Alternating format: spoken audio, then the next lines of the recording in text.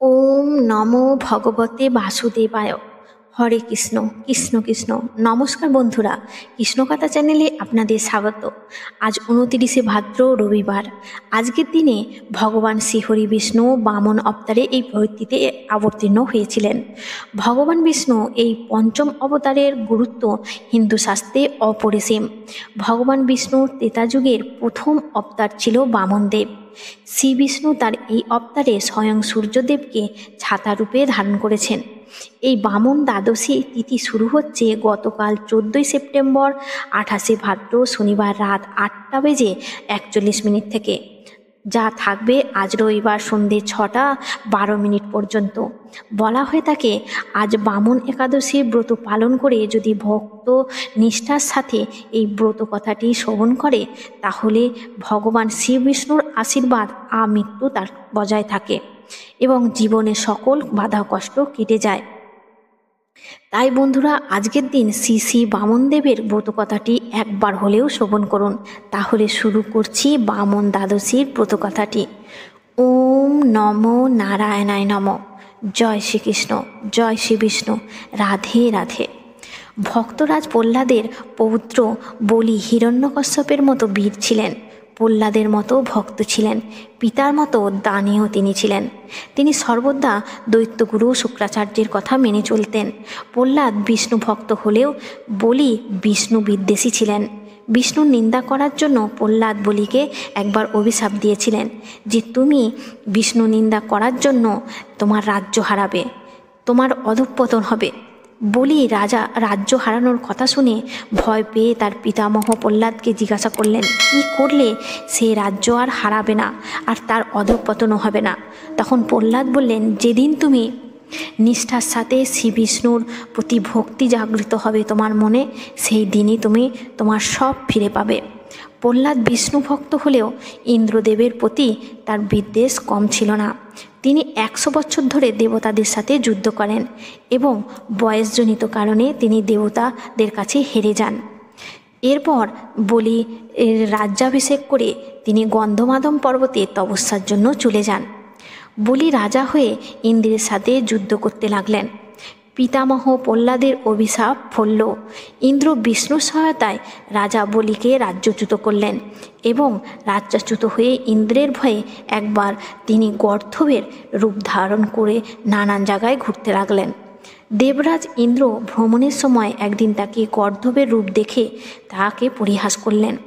তখন দৈত্যরাজ বলি বললেন, বিষ্ণু সহায়তায় আমার এই অবস্থা তুমি করেছ। তুমি নিজেই একদিন ব্রহ্ম হত্যা করে মানস সরোবরে পদ্ম পাতার নিচে লুকিয়েছিলে।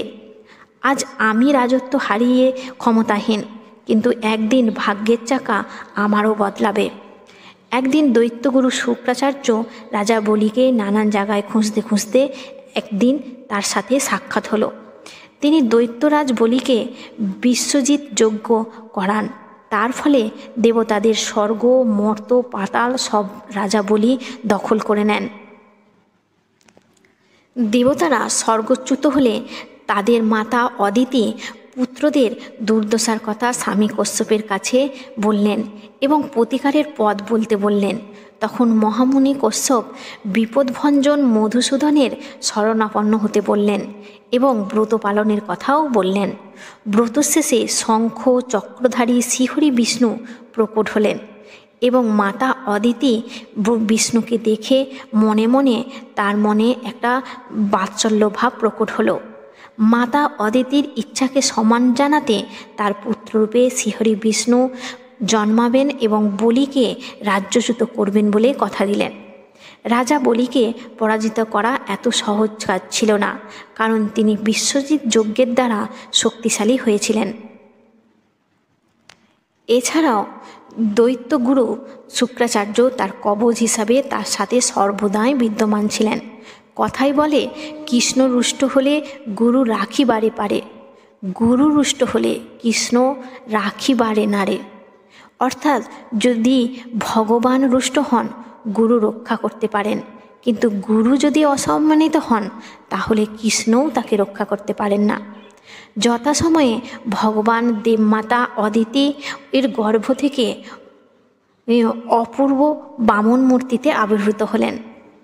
মহামুনি কশ্যপ মহানন্দে দেবগুরু বৃহস্পতি পৌরোহিত্যে বামনরূপী শ্রীহরির উপনয়ন করলেন এবং উপনয়নকালে দেবতারা নানান উপহারে বামনদেবকে ভূষিত করলেন। শাস্ত্রমতে নতুন ব্রহ্মচারীকে ভিক্ষা করতে হয়, তাই দেবগুরু বৃহস্পতি তাকে ভিক্ষা করতে বলি রাজার কাছে পাঠালেন। বামনদেব এক হাতে ছাতা ও অন্য হাতে কমণ্ডলু নিয়ে বলির যজ্ঞের স্থলে এসে হাজির হলেন।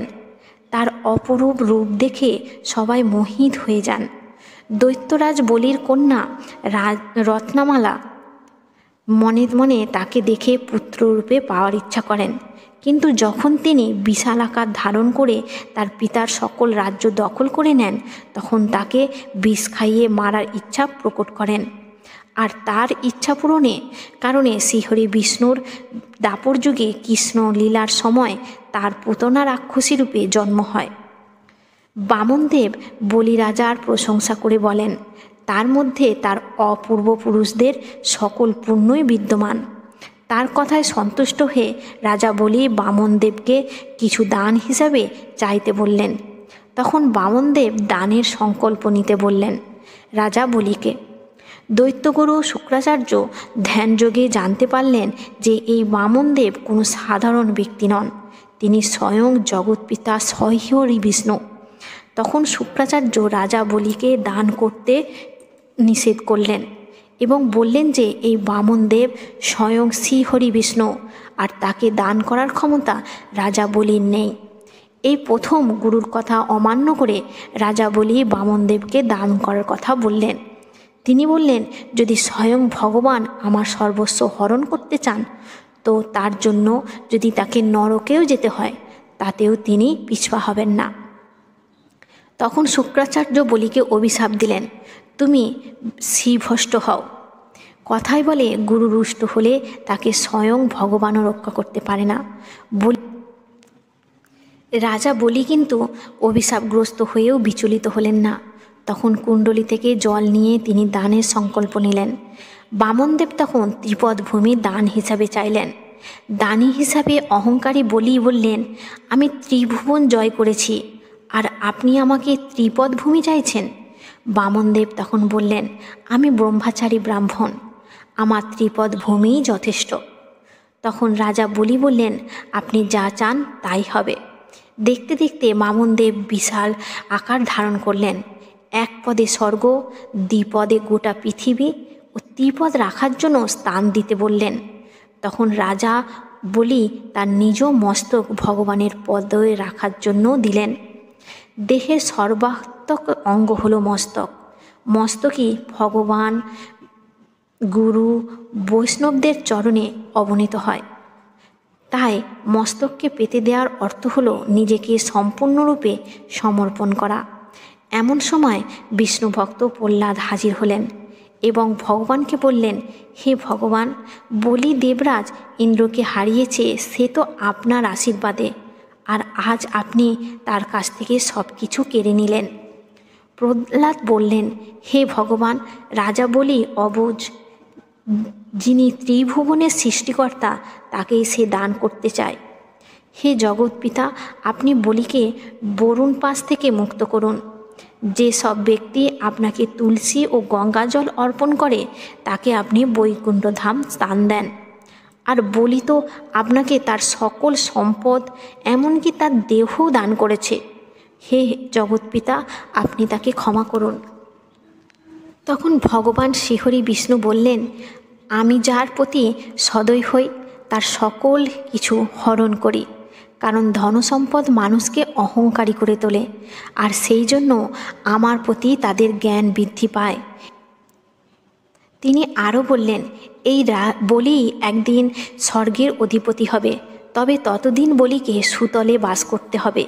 আর বলিকে বললেন, তুমি তোমার আপনজনদের নিয়ে সুতলে যাও, আর যখনই চাইবে তুমি আমার দর্শন পাবে। এই কথা শুনে রাজা বলির চোখ থেকে অঝরে জল পড়তে থাকলো, আর তিনি বললেন, আমি অধম দৈত্য কুলে জন্মানোর পরেও আপনি যে কৃপা আমায় করেছেন, দেবতাগণও মনে হয় কোনো দিন সেটা লাভ করতে পারেননি। এই বলে রাজা বলি সুতলে চলে গেলেন। বামনরূপী বিষ্ণুর এই আখ্যান যে ব্যক্তি শ্রবণ করে তার সকল মনস্কামনা পূর্ণ হয়। বন্ধুরা, বোধকথাটি সম্পূর্ণ শোনার জন্য অনেক অনেক ধন্যবাদ। জয় জগদীশ্বর, জয় জগ।